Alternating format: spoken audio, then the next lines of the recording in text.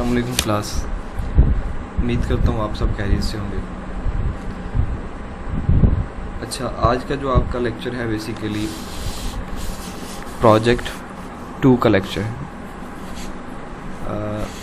Project 2 के lecture में जो है हम सबसे पहले देखेंगे कि आपने व्हाट इज़ एसक्यूएल, ठीक है। और उसके बाद जो है हम थोड़ा इससे पहले एसक्यूएल से पहले मैं आपको कुछ बताऊंगा डेटाबेस का कि व्हाट इज़ डेटाबेस एंड और एसक्यूएल का कि आपने एसक्यूएल को कैसे यूज़ करना है। तो उसके लिए आपके लास्ट लेक्चर के अंदर जो है मैंने एसक्यूएल की कुछ जो है ओवरव्यू आपसे शेयर किया था। तो आज जो है हम इसको डिटेल में देखेंगे और आपको फिर ये बात जो है सही से समझ आएगी कि हमने एसक्यूएल पे कैसे काम करना है। In the website development database is very important as you all know कि डेटाबेस के बगैर जो है आपकी वेबसाइट डेवलपमेंट जो है वो नामुकम्मल है। अगर आप काम कर रहे हैं वेबसाइट पे तो उसमें अगर आपकी डेटाबेस नहीं है तो आप अपने रिकॉर्ड को सेव नहीं कर सकते, ठीक है। अगर आपके पास डेटाबेस नहीं है तो रिकॉर्ड को सेव नहीं कर सकते। तो एसक्यूएल का काम ये है कि आपकी जितनी भी क्यूरी होती हैं कि क्यूरी को आपने रन करना होता है, अपडेट करना होता है, डिलीट करना होता है, तो वो सारा जो काम है वो आपका किस में होता है, एसक्यूएल में होता है। तो एसक्यूएल बेसिकली एक लैंग्वेज है, जैसे कि आपकी पीएचपी लैंग्वेज है, आपकी HTML एक लैंग्वेज है। मतलब इस तरह से आपकी एक लैंग्वेज है जो कि कम्युनिकेशन करवाती है कि आपकी डेटाबेस में से जितनी भी क्यूरीज जनरेट आपने करनी हो, अपडेट करनी हो, डिलीट करनी हो, उसमें आपने इनर जॉइन लगाने हों और डिफरेंट किस्म की आपने फंक्शन परफॉर्म करने हों, उसके लिए कुछ ऐसी एक लैंग्वेज की ज़रूरत होती है जो कि सारा काम करवाती है। इसको आप क्या कहेंगे, एसक्यूएल। तो एसक्यूएल को यूज़ करते हुए आप सारे काम जो है कर सकते हैं। मैं आपको थोड़ा एक यहाँ पे ओवरव्यू जो है वो यहाँ पे हम उसकी बात करते हैं।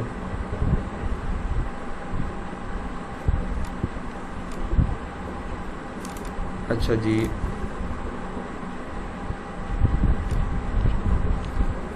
फॉर एग्ज़ाम्पल मैं आपको कहता हूँ कि नीचे जाके हम सारी चीज़ें जो हैं वो डिटेल से देखेंगे। आपने इस बात पे गौर करना है कि फॉर एग्ज़ाम्पल ये आपकी एक वेबसाइट है,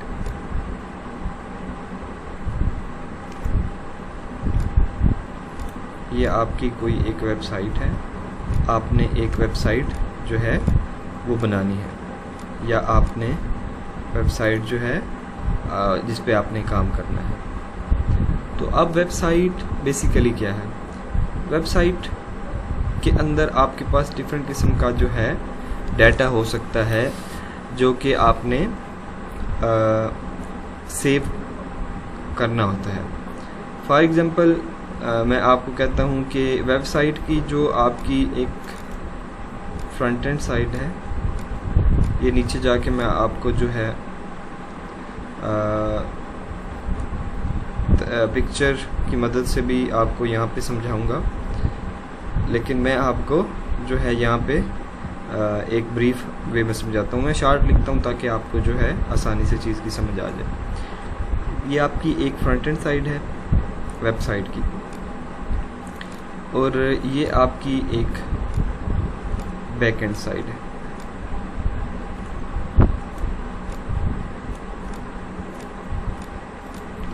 अब आपने जब अपनी वेबसाइट की फ्रंट एंड पेज डिज़ाइन कर लिया, अब आपको बैक एंड फंक्शनैलिटी में कुछ ऐसी चीज़ें ज़रूरत होती हैं कि जहां वेबसाइट में आप जो है अपने डाटा को सेव कर सकें। तो उसके लिए आपको एक चीज़ की ज़रूरत होती है जहां पे आपने अपना डाटा को सेव करना है, जिसको आप कहेंगे डेटाबेस।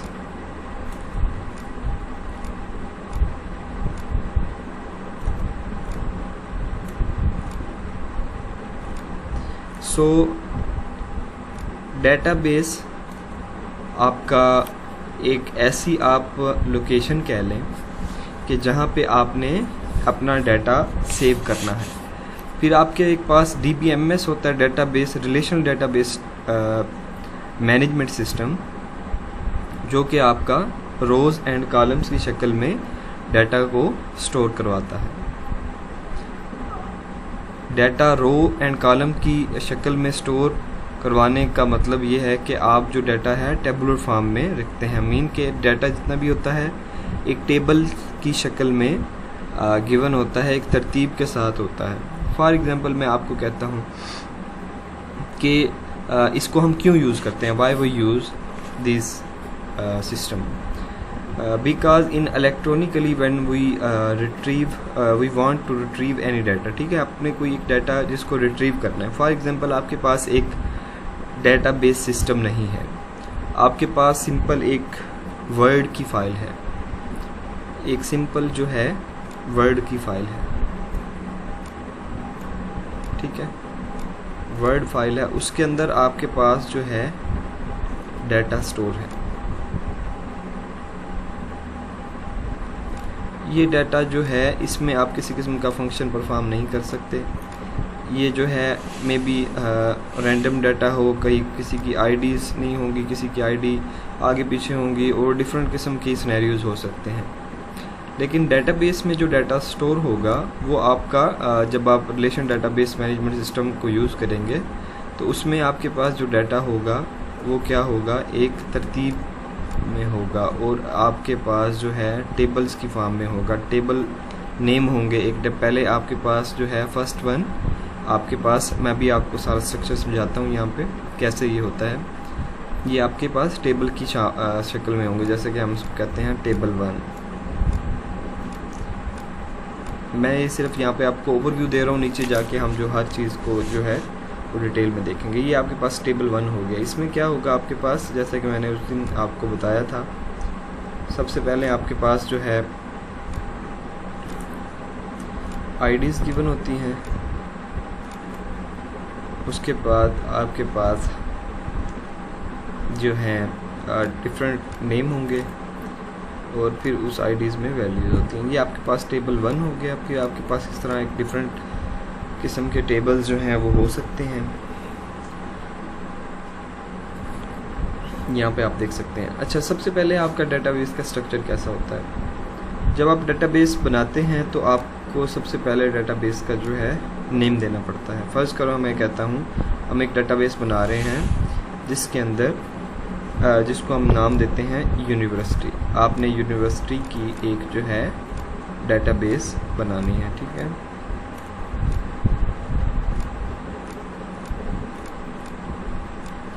अगर आपने यूनिवर्सिटी की डेटाबेस बनानी है तो ये आपकी एक मेन जो है डेटाबेस बन जाएगी।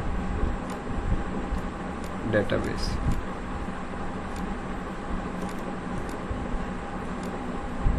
जब आप एग्ज़ाम इंस्टॉल करते हैं तो उसमें आपके पास डेटाबेस जो है वो एम्बेडेड आती है। आप उसको जो है PHP माई एडमिन करके अपनी जो डेटाबेस है उसको ओपन कर सकते हैं। ठीक है, उसके बाद आपने वहाँ पे जाके न्यू पे क्लिक जब आप करेंगे तो आपके पास डेटाबेस ओपन हो जाएगी। वहाँ पे आपने डेटाबेस का नेम देना है। ये अब आपके पास जो है एक डेटाबेस बन चुकी है यूनिवर्सिटी। अब इसके जो ये आपने आगे मज़ीद देने हैं, ये इसके क्या होंगे, टेबल्स होंगे।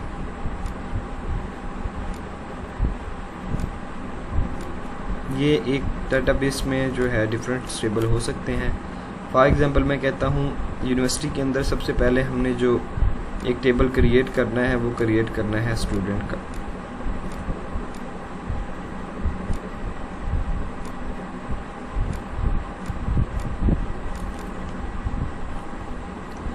And after student we want to create a table which hold the records of teachers। ठीक है, कुछ टीचर्स का रिकॉर्ड आपने रखना है तो उसके लिए आपने एक टेबल बनाना है जिसको आप कहेंगे टीचर्स।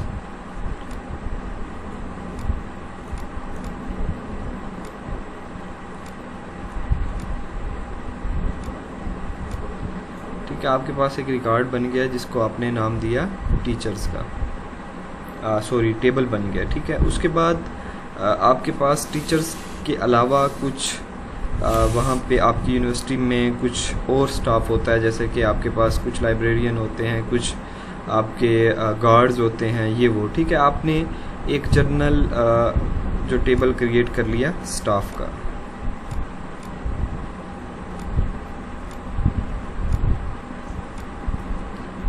ठीक है, ये एक यूनिवर्सिटी में डिफरेंट किस्म के जो हैं टेबल्स हो सकते हैं, टीचर्स का हो गया, स्टाफ का हो गया। फिर आप जो है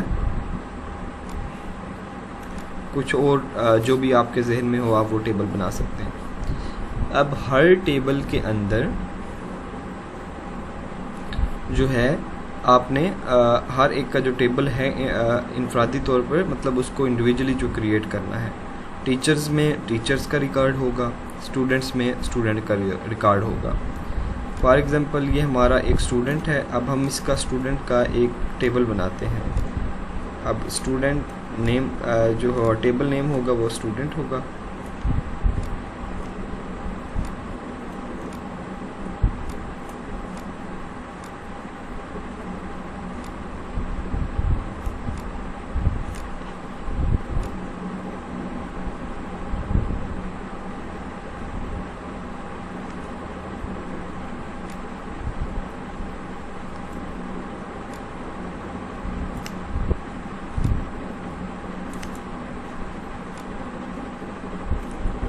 अब आपके पास जो ये एक टेबल बन चुका है।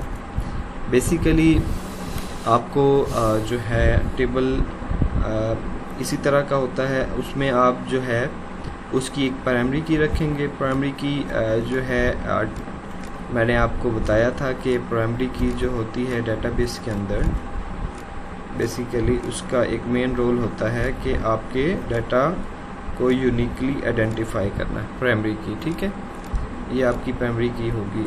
अमूमन ये जो आईडीज़ इसको रखा जाता है, या अगर स्टूडेंट की है तो आप रोल नंबर को एज आईडी के तौर पर याद रख सकते हैं प्राइमरी की के तौर पर, बिकॉज कि आपके जो रोल नंबर है वो रिपीट नहीं होते, क्योंकि आपकी हमने आईडी को भी यही बात कह रहे हैं कि आपकी वो चीज़ जो यूनिकली आइडेंटिफाई करे टेबल को, रिकॉर्ड को यूनिकली आइडेंटिफाई करे, तो वो आपका क्या होगा,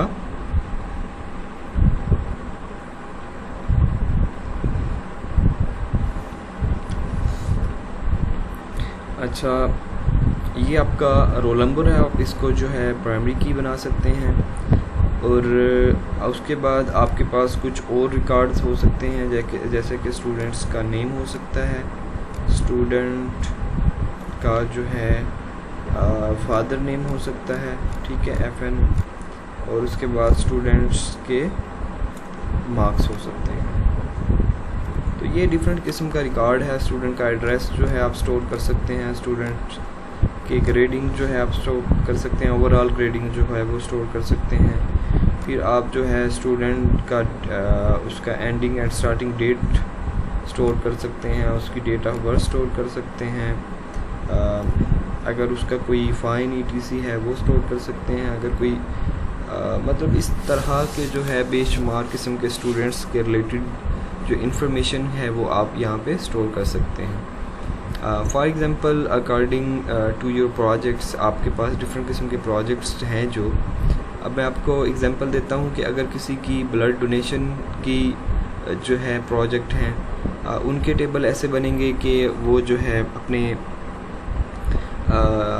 एक जर्नल जो है अपनी ब्लड बैंक के लिए एक डेटाबेस क्रिएट करेंगे, जिसमें वो अपना रखेंगे कि हमारे पास ओ नेगेटिव के इतने पेशेंट्स, इतने लोगों का ब्लड है हमारे पास अरेंज है जो, और फिर आप रखेंगे बी पॉजिटिव से मुराद इतने हैं। आपके पास जितना भी रिकॉर्ड ब्लड डोनेशन के मतलब जो भी आपने रिकॉर्ड जिसको आप सेव करना चाहते हैं, उसको आप किस चीज़ में सेव करेंगे, डेटाबेस में स्टोर करेंगे। डेटाबेस बेसिकली मैं आपको अभी तक सारा यही बता रहा हूँ कि एक रिकॉर्ड मैनेजमेंट सिस्टम आप कह सकते हैं, इलेक्ट्रॉनिकली रिकॉर्ड जिसमें आप सेव कर सकते हैं और उसमें जो है अपनी क्यूरीज़ की मदद से डाटा को आउटपुट कर सकते हैं। और इसी तरह आपका जो वो क्यूरीज़ होंगी जिससे आप डाटा जो है उसको डाटा को मैनिपुलेट करेंगे, रिकॉर्ड करेंगे, इंसर्ट करेंगे, डिलीट करेंगे, अपडेट करेंगे, ये सारे जो आप काम करेंगे जिस क्यूरी की मदद से, उसको क्या कहते हैं, एसक्यूएल। ठीक है, अब एसक्यूएल की आपको सही से समझ आनी चाहिए कि एसक्यूएल क्या है, डेटाबेस क्या है, टेबल्स क्या हैं। नीचे इनके बारे में जाके हम मज़ीद जो है पढ़ेंगे। और आपका फिर इसी तरह एक टीचर का टेबल बनेगा। टीचर के टेबल में भी हर टीचर की एक यूनिक आईडी होगी। अगर कोई आईडी ऐसी नहीं है तो आप क्या कर सकते हैं,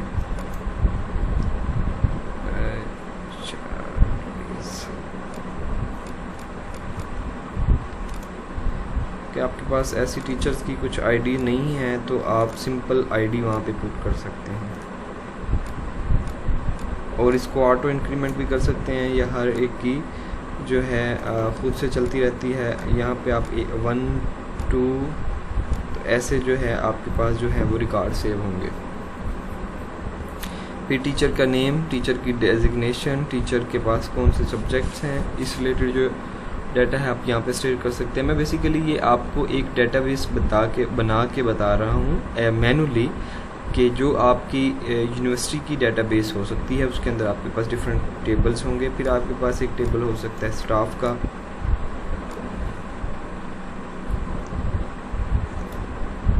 और उस स्टाफ में स्टाफ की IDs,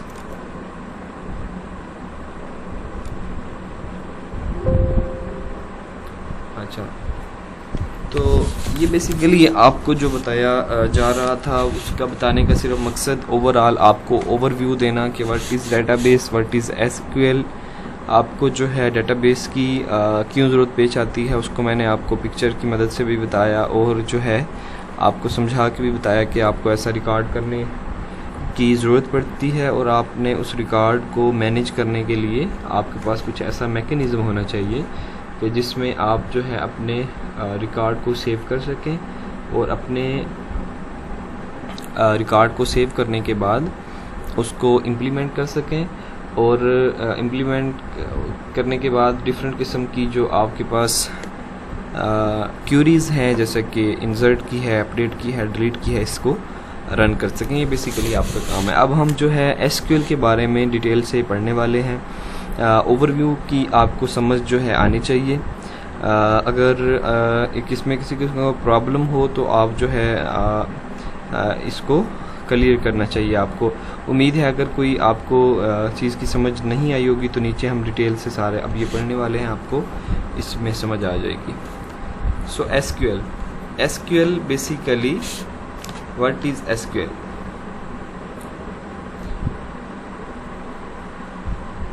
SQL is a standard language, एक स्टैंडर्ड लैंग्वेज है फॉर स्टोरिंग, स्टोर करने के लिए, मैनिपुलेटिंग, उसमें डिफरेंट किस्म की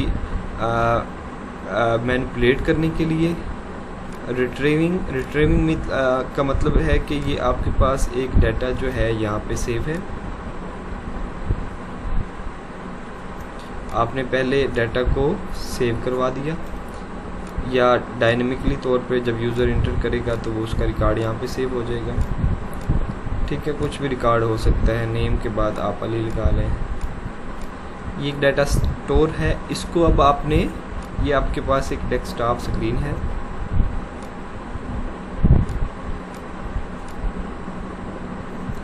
ठीक है। अब आपने इस डाटा को, ये जो टेबल की फॉर्म में गिवन है, इसमें एक रिक्वेस्ट जाती है। फर्स्ट करो मैं कहता एक नेम गेट करता हूँ,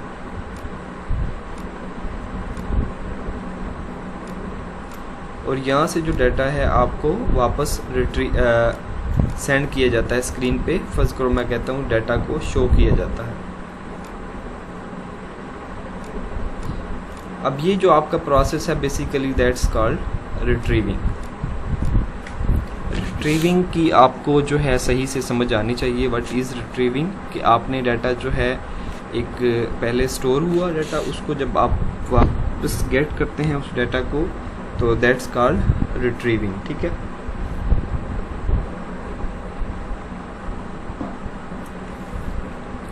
एसक्यूएल स्टैंड फॉर, मैं आपको बार बार ये बताता आ रहा हूँ, basically SQL stands for structured Curie language. आपको इसका एब्रीवेशन भी पता होना चाहिए, कोई भी आपसे जो है एसक्यूएल के बारे में पूछ सकता है। अच्छा, SQL lets you access and manipulate database, ठीक है। अच्छा, व्हाट कैन एसक्यूएल डू, अब ये इसका जो है इम्पोर्टेंट काम है कि एसक्यूएल जो है वो क्या कर सकती है। सबसे पहले आपने देखना है कि SQL can execute queries against a database.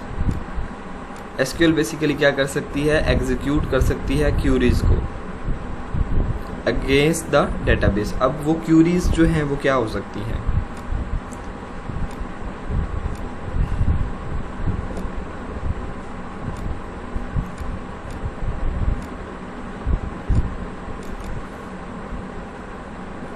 Curies जो हैं वो क्या हो सकती हैं, क्यूरीज जो हैं वो अपडेट की हो सकती हैं,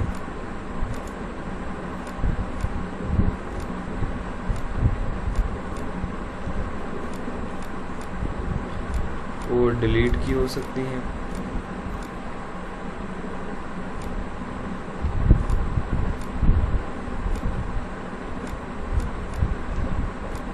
वो जो है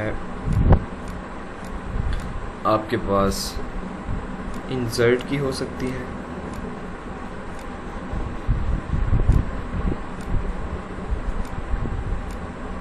ठीक है। डिफरेंट किस्म की क्यूरीज हो सकती हैं आपके पास। अब यहाँ पे बताया क्या जा रहा है कि SQL can execute queries against a database, ठीक है। डेटाबेस होगी, उसके अगेंस्ट अगर आपने कुछ अपडेट करना है, आपने कुछ डिलीट करना है, कुछ इंसर्ट करना है, तो ये जो है डिफरेंट किस्म की क्यूरीज जो है वो हो सकती हैं। अच्छा, SQL can retrieve data from a database. SQL can retrieve data from database, ये बेसिकली वही रिट्रीव है जो कि अभी हमने इसी स्लाइड में ये वाला रिट्रीव देखा है कि आपके पास एक डाटा सेव है, उसके लिए आप रिक्वेस्ट सेंड करते हैं, ठीक है। मैं यहाँ पे रिक्वेस्ट का जो है, आप उसके लिए रिक्वेस्ट यूज़ करते हैं और उस रिक्वेस्ट को आपने जो है जब उस डाटा को जब आपको वापस मिलता है, आप उसको क्या कहेंगे, रिट्रीविंग। अच्छा, SQL can retrieve data from, SQL can insert records in database. SQL can inserts record in the database. SQL क्या कर सकती है कि आपके डेटाबेस के अंदर रिकॉर्ड को सेव कर सकती है। फॉर एग्जांपल, मैं इंसर्ट के लिए आपको एक स्टेटमेंट या आपको क्यूरी बताता हूँ कि आपने लिखना है, ये नीचे जाके आप प्रैक्टिकली मज़ीद इसको देखेंगे।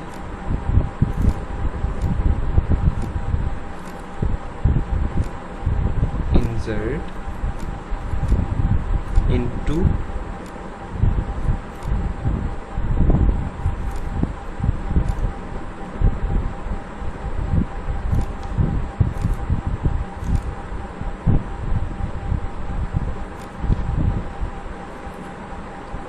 insert into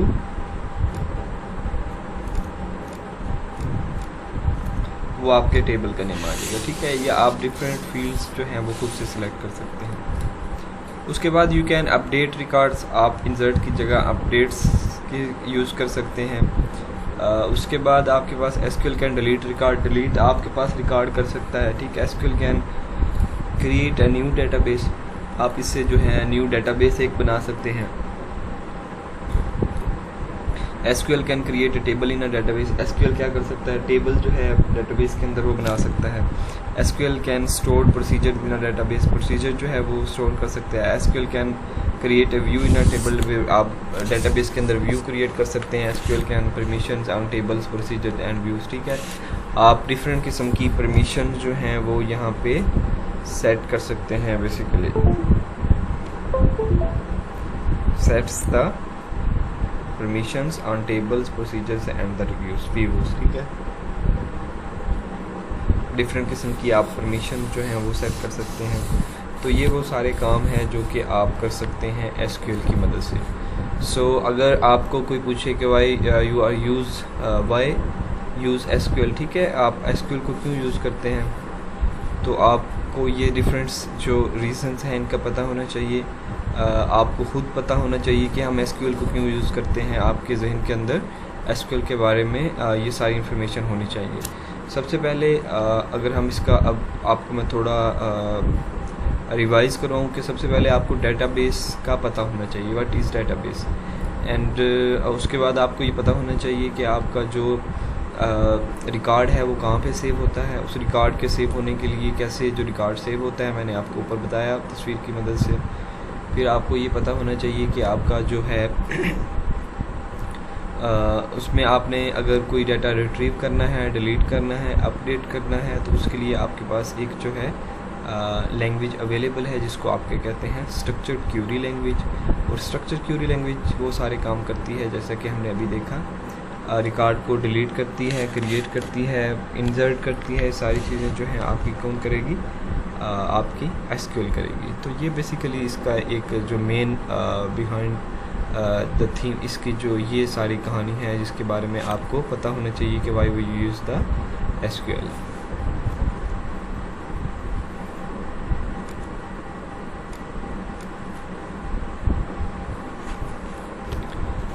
अच्छा, using SQL in your website. अगर आपने एक एसक्यूएल को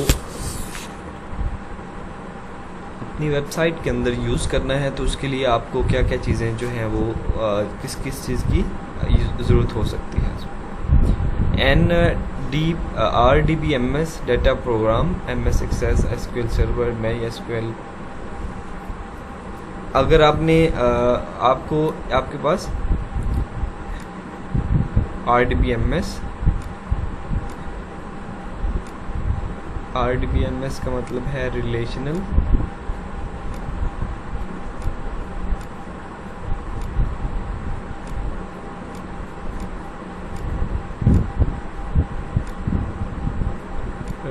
मीन कि आपके पास जो डाटा होगा वो रिलेशंस में होगा और आपस में टेबल जो हैं वो रिलेट्स करते हैं एक दूसरे टेबल से भी। आप जो रिलेशन क्रिएट कर सकते हैं जो ज्वाइन लगा कर, जिसको हम मज़ीद एडवांस चीज़ों की अगर बात करेंगे तो उसमें मैं आपको बताऊंगा कि आपने inner joins, left joins, right join या फुल ज्वाइन जो है आपने वो कैसे लगाने हैं, या क्या what is the functionality behind it, क्या उसके पीछे क्या एक फंक्शनैलिटीज़ होती हैं जिसकी वजह से आप जो है ये सारे ज्वाइंस वगैरह यूज़ करते हैं। तो बेसिकली रिलेशनल है ये है कि आपकी टेबल्स की आपस में जो है वो रिलेशन की मदद से डाटा जो है वहाँ पे स्टोर होता है।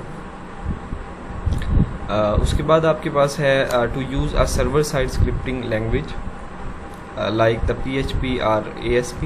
आपके पास जो है सर्वर साइड स्क्रिप्टिंग लैंग्वेज जो है वो आप यूज़ करेंगे। सर्वर साइड स्क्रिप्टिंग लैंग्वेज के बारे में मैंने आपको उस दिन भी बताया था कि एक आपके पास जो होती है फ्रंट एंड लैंग्वेज होती है जिसको आप HTML,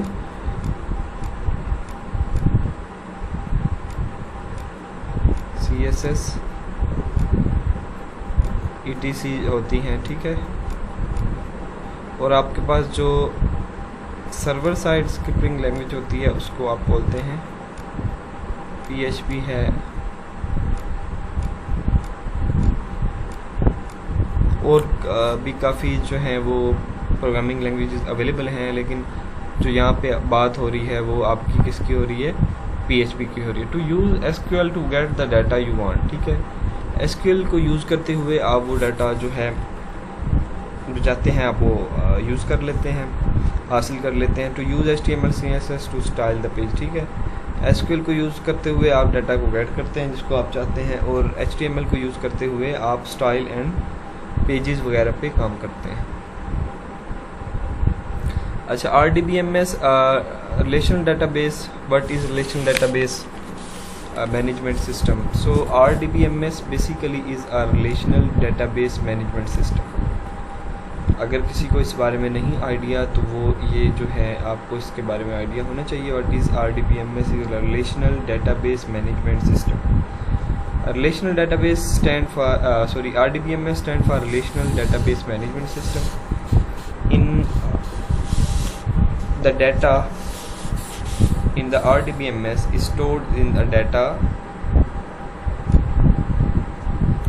objects called tables. RDBMS के अंदर जो डाटा है वो स्टोर होता है ऑब्जेक्ट्स की फॉर्म में जिन्हें आप क्या कहते हैं, table. A table is basically is a collection of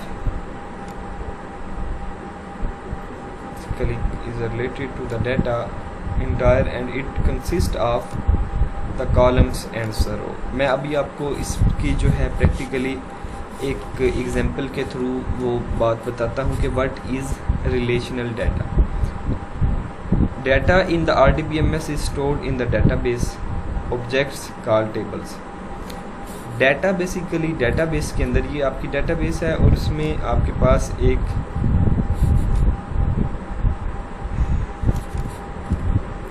RDBMS is stored in the database objects called table. आपके पास जो डाटा है बेसिकली किस चीज़ में स्टोर होता है? टेबल में. और ये टेबल के स्ट्रक्चर जो है मैंने आपको पहले जो है बताया था.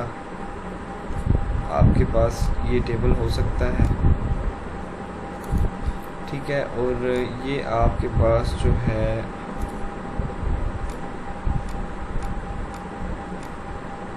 आईडी होगी और ये सारी चीज़ें जो हैं फिर उस तरह आपके पास जो है रिकॉर्ड होगा. तो इससे क्या है कि आपके पास RDBMS में आपके पास जो डाटा होता है बेसिकली वो स्टोर्ड होता है टेबल्स की फॉर्म में. तो उसको हम क्या कहते हैं? इस चीज़ को हम फिर कहेंगे, अगर डाटा आपका टेबल्स की फॉर्म में स्टोर है तो हम उसको क्या कहेंगे?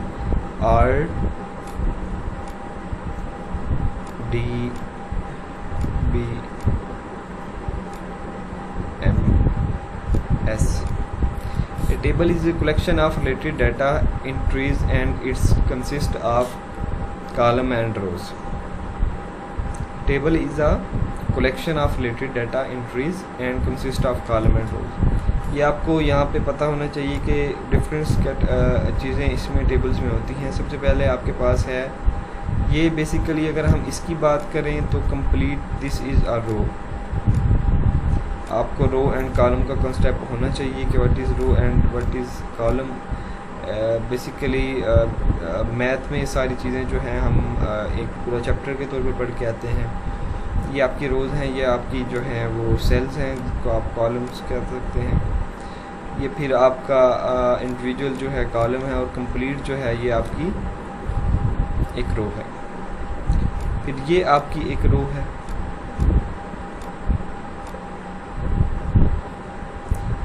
ये आपकी एक रो है और ये आपके पास डिफरेंट जो है वो कॉलम है.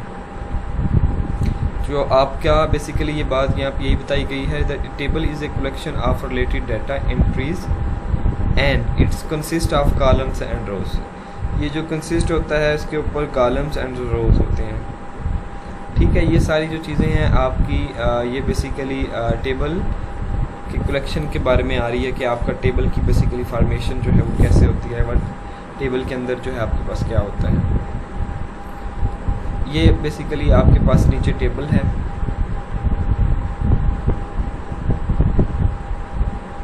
इस टेबल के बारे में आपको पता होना चाहिए कि आपका जो रिकॉर्ड होता है बेसिकली टेबल की शक्ल में ही स्टोर होता है. और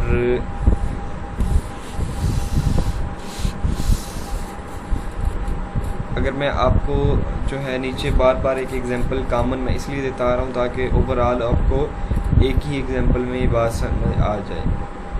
अगर आप यहाँ पे देखें, every table is broken up into the smaller entries called field. हर जो टेबल है एक स्मॉलर आपके पास वे में वो कन्वर्ट होता है.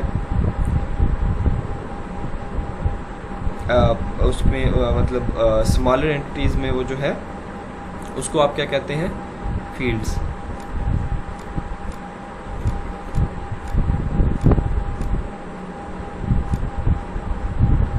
Card field. The field is the customer table consist of customer का अब एक टेबल है हमारे पास.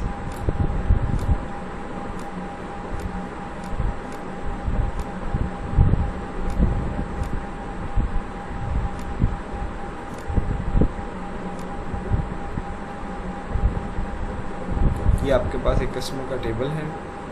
अब इसके अंदर जो आपके पास डिफरेंट किस्म के फील्ड्स होंगे वो ये होंगे: कस्टमर आईडी, कस्टमर नेम. ये सारी चीज़ें जो हैं ये यहाँ पे लिखी जाएंगी.